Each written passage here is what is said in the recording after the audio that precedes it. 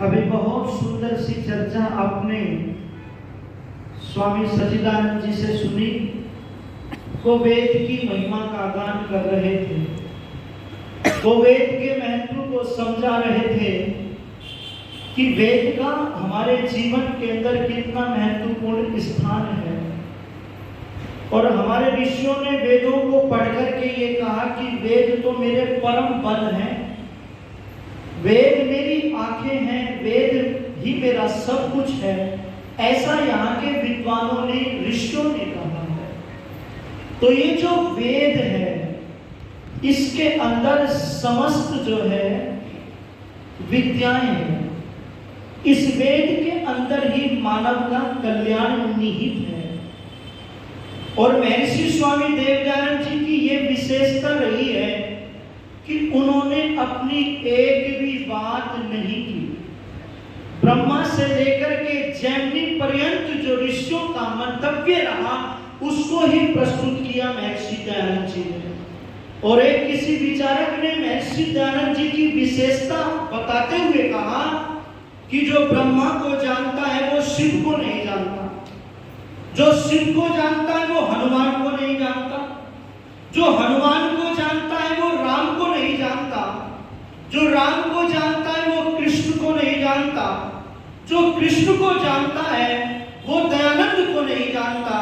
पर ध्यान देना, जो दयानंद को जानता है, जो दयानंद को जानता है, वो इन सबको जानता है, वो इन सबको जानता है।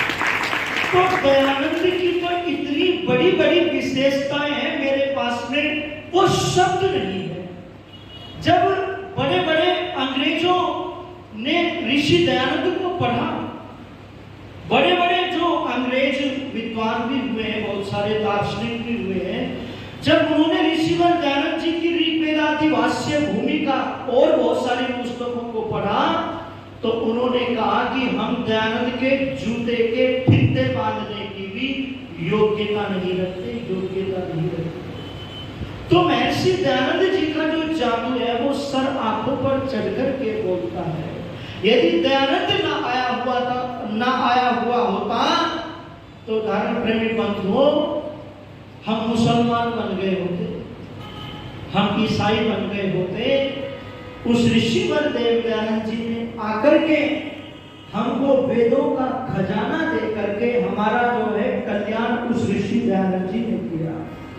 और हमारे ऊपर दयानंद का इतना उपकार है, इतना ऋण है उस दयानंद का, यदि हम 100 बार भी जन्म लें तो उसके ऋण से पूर्ण होना असंभव है, असंभव है। माताओं, तुम्हारे ऊपर तो बड़ी विशेष कृपा की है। एक वकील बनकर के तुम्हारी वकालत की उस ऋषि दयानंद जी ने। अन्यथा कोई भोग की वस्तु कहता था, कोई पैरों की जूती कहता था, ऐसे ऐसे शब्द ये कहा, इनमें तो आत्मा ही नहीं होती। और बहुत सारी बातें कही, वो मैं यहाँ पर नहीं कहना चाहूंगा। पर उस ऋषिवर देवदयानंद जी ने नारी को मां जगदम्बा के आसन पर आसीन करने वाला अगर कोई था तो वो महर्षि दयानंद जी थे। स्त्री ही ब्रह्मा बभू विथा का उद्घोष करने वाला अगर कोई था तो वो महर्षि दयानंद जी थे। और इस हिंदू परंपरा में जो सम्मान, इतना ऊंचा सम्मान नारी को प्राप्त है, वो अन्य किसी मतांतर में वो सर्वोच्च स्थान नारी जाति को प्राप्त नहीं है। चाहे मुसलमान में चले जाओ, चाहे ईसाइयों में चले जाओ, बौद्धों में चले जाओ, जो सम्मान इस समाज में नारी जाति को ऋषि दयानंद जी ने दिया है, वो सम्मान कोई मौलवी जो है माताओं बहनों को नहीं दे सकता है। इसलिए मैं डंके की चोट पर कहता हूं कि ऋषिवर देवदयानंद जी ने इस संसार का इतना बड़ा उपकार किया है, इतना बड़ा उपकार किया है। और आर्यों से भी कह दिया एक नियम में कि संसार का उपकार करना इस समाज का मुख्य उद्देश्य है। जितने भी उपकार हो सकते हैं संसार के अंदर, इस पूरे विश्व में, तो वो इस समाज का मुख्य उद्देश्य है। तो ये जो वेद की जो हमें कसौटी मिली है, ये ऋषिवर देव दयानंद जी से मिली है। अन्यथा वेद पढ़ने का तो दूर की बात रही, सुनने तक का अधिकार नहीं था।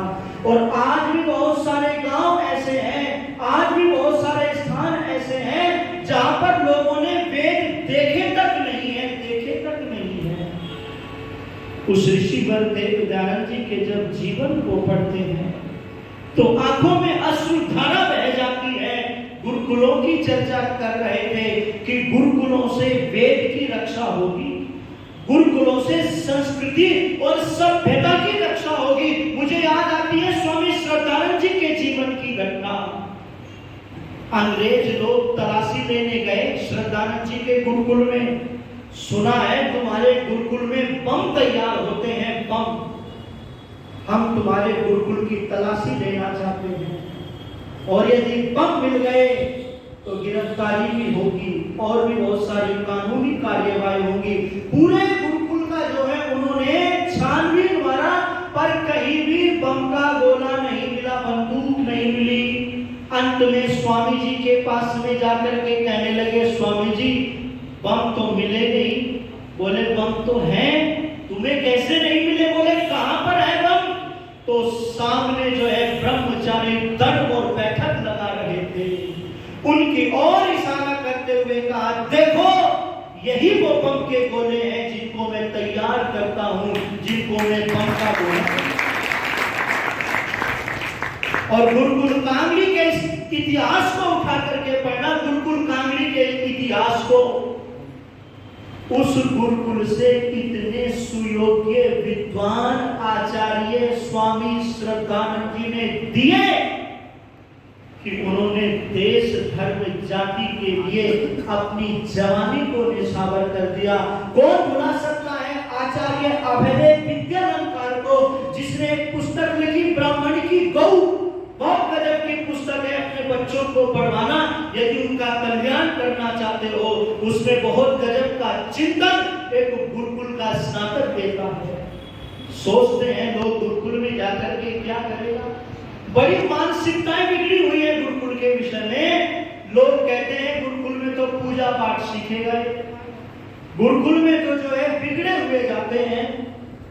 पर ध्यान देना, ये हमारी जो मानसिकता है इसको बदलना पड़ेगा हमको, क्योंकि गुरुकुल में से जो पढ़ करके आता है ना, वो विद्या में स्नान करके आता है, और वो जो है एक मानव बन करके आता है, समाज का कल्याण करने के लिए आता है। गुरुकुल तो चतुर्दिक उन्नति का आधार है। गुरुकुल से एक हमारी मेरी बहन, मेरे मित्र की बहन IAS बन गई गुरुकुल से निकल करके, प्रोफेसर बन गए गुरुकुल से निकल करके। और मुझ जैसा एक छोटा व्यक्ति भी जो है पूरे देश में जाकर के मैं वेद का प्रचार करता हूँ, और गुरुकुल में से निकल करके बहुत सारे लोग विदेशों में योग करा रहे हैं। तो गुरुकुलों में हम अपने बच्चों को अवश्य पढ़ाएं, क्योंकि गुरुकुलों से ही संस्कृति की रक्षा होगी। तो मैं चर्चा करने लगा था कि स्वामी दयानंद जी ने हमको वेद पढ़ने का अधिकार दिया और वेद के लिए अपने जीवन को न्यौछावर कर दिया। ये बहुत बड़ी बात है। बहुत सारे ब्रह्मचारी गुरुकुल में पढ़ते थे। स्वामी विरजानंद जी को चिंता सताती थी, कोई ऐसा सुयोग्य ब्रह्मचारी मिल जाए, विद्यार्थी मिल जाए जो मेरी विद्या को फलीभूत कर दे। वर्षों से एक आशा लगी हुई थी, एक चिंता थी, क्या मेरी विद्या यहीं पर लुप्त हो जाएगी, मेरे सपनों को साकार कौन करेगा। और एक दिन जो है बस कुंडी खटखटाई, बोले कौन, दरवाजा खटखटाया, बोले कौन, बस यही जानने के लिए आया हूं। उस स्वामी दयानंद जी ने विरजानंद जी के सानिध्य में अपने जीवन को तपाया। जो विद्या जो है 10 वर्ष में 12 वर्ष में पूरी होती है, उसको 3 वर्ष में ऋषिवर दयानंद जी ने पूरा कर लिया। इतने गजब के मेधावी विद्वान थे महर्षि दयानंद जी। और जब आचार्य दयानंद जी के और स्वामी विरजानंद जी के बीच में संवाद होता था, जब प्रश्न और उत्तरों की झड़ी लगती थी, तो ऐसा लगता था जैसे आचार्य द्रोण और अर्जुन का संग्राम उपस्थित हो गया है। स्वामी विरजानंद जी कहते थे, तुम तो कालजयी हो, तुमसे कौन भला शास्त्रार्थ करेगा। और कई बार जो है उनके प्रश्नों का उत्तर भी वे तत्काल नहीं दे पाते थे। ये कहते थे कि कल तुम्हारे प्रश्नों का उत्तर दूंगा। आज जब उस दयानंद की शिक्षा पूरी हो जाती है, तो मुट्ठी भर लौंग लेकर के श्री चरणों में उपस्थित हो गए और ये कहा, गुरुदेव रोम रोम आपका ऋणी है, बड़ा उपकार आपने मेरे ऊपर किया है, अब मैं देशाटन करना चाहता हूं। विरजानंद जी की आंखों में आंसू आ गए, आंसू कि जिस दयानंद के सामने सारा हृदय खोल करके रख दिया हो, आज वो शिष्य विदा लेना चाहता है। तो आंखों में आंसू आ गए और एक बात कही, दयानंद ये मुट्ठी भर लौंग से मेरा काम नहीं चलेगा, इन मुट्ठी भर लौंगों से जो है मेरा भला नहीं होगा। तो दयानंद जी ने कहा, फिर गुरुदेव आदेश कीजिए, तन मन धन गुरु के चरणों में समर्पित करता हूं, आज्ञा कीजिए। तो ये कहा, इस देश के अंदर इतनी कुरीतियां और पाखंड चले हुए हैं, उनको दूर तुम्हें करना होगा। लोग ऋषि परंपरा को भूल गए हैं, आर्ष ग्रंथों के प्रति श्रद्धा नहीं है। ऋषि परंपरा को स्थापित करना होगा, वेदों का उद्धार करना होगा, नारी का सम्मान बढ़ाना होगा, नारी के गौरव को याद दिलाना होगा। मैं गुरु दक्षिणा में तुमसे तुम्हारा जीवन मांगता हूं, तुमसे तुम्हारा जीवन मांगता हूं। तब उस समय पर उस वेदों वाले ऋषि ने ये कहा था, गुरुदेव प्रतिज्ञा है मेरी,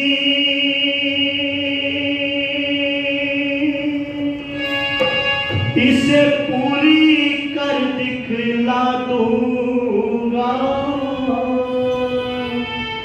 इस वैदिक धर्म की बेदी पर मैं जीवन में चढ़ा दूंगा।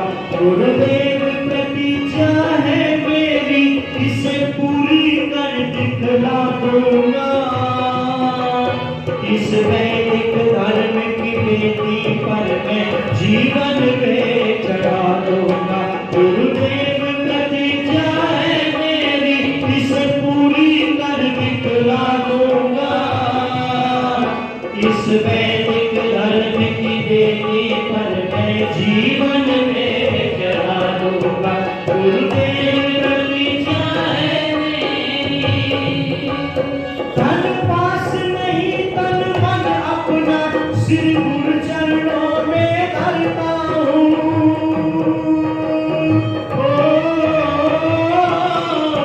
गुरु आज्ञा पालन करने की मैं आज प्रतिज्ञा करता हूँ।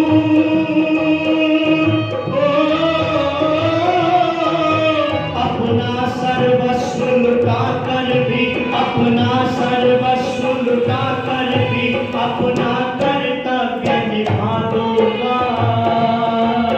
इस वैदिक धर्म की बेदी पर मैं जीवन में चढ़ा दूंगा। गुरुदेव प्रतिज्ञा है मेरी, इसे पूरी कर दिखला दूंगा।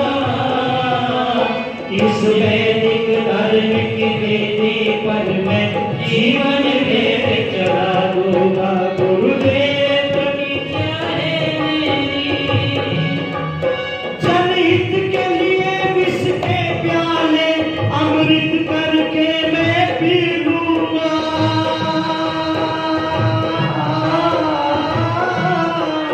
उप तक न करूंगा, सोलो पर हंसते हंसते मैं जी लूंगा।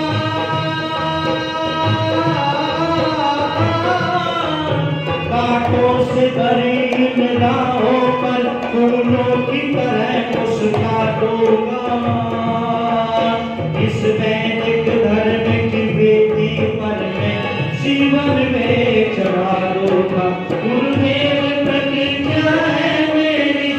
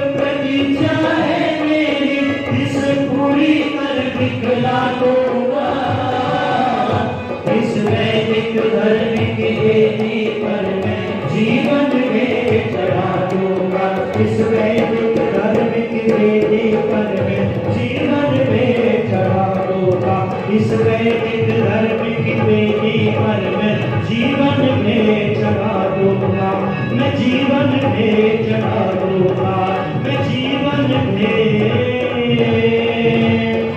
चढ़ा दूंगा।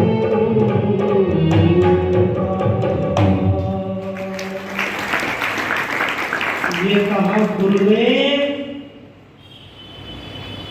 जब शिष्य आपका उठ करके वेदों का बिगुल बजाएगा, एक बार जमाना ऋषियों का फिर पथिक लौट कर आएगा, ऋषियों की पावन भूमि को मैं फिर से स्वर्ग बना दूंगा और जनहित के लिए विष के प्याले अमृत करके मैं पी लूंगा, उफ तक न करूंगा, सोलों पर हंसते हंसते मैं जी लूंगा, कांटों से भरी इन राहों पर फूलों की तरह मुस्का दूंगा, मैं जीवन भेंट चढ़ा दूंगा, मैं अपना कर्तव्य निभा दूंगा।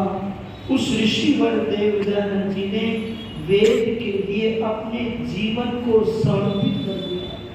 और जिस समय पर लोग ये कहते थे कि वेद गणरियों के गीत होते हैं, वेदों को शंकासुर नामक राक्षस उठा करके ले गया है, जो वेदों को गालियां देते थे, तौहीन करते थे, सर उनका वेदों के आगे अगर किसी ने झुकवाया तो वो श्रेय महर्षि दयानंद जी को जाता है, वो श्रेय महर्षि दयानंद जी को जाता है।